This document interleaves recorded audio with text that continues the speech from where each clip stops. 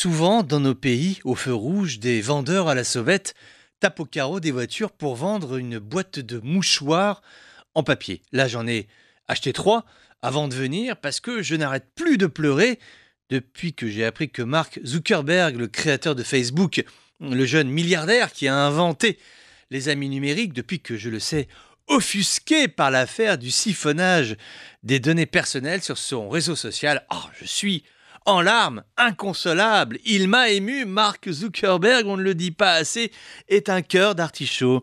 Il vient de découvrir, à son insu, que l'on pouvait avoir un usage frauduleux et commercial des données échangées sur Facebook. Il n'était pas au courant. Oh mon Marco, je comprends son émotion et je la partage, il est tellement sensible. Oui, je t'explique parce que ce qu'il faut là, c'est avoir l'air étonné. Oui, voir offusqué, c'est mieux. Si tu pleurniches, alors là, c'est formidable.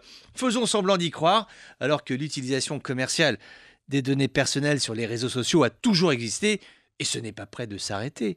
Là, le problème vient du bénéficiaire de l'exploitation. C'est un Américain. Je ne sais pas si tu le visualises. Il fait des tweets dans un bureau ovale.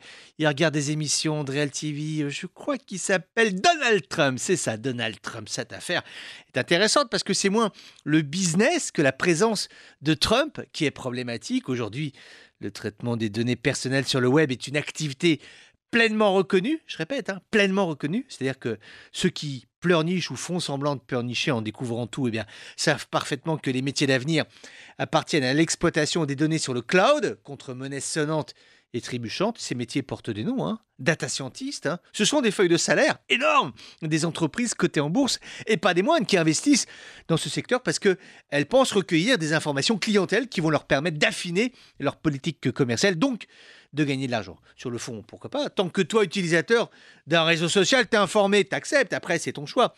Mais croire que tu peux aller sur un réseau social sans que personne ne fasse du business sur ton dos ou de la politique, ça c'est un conte de fées.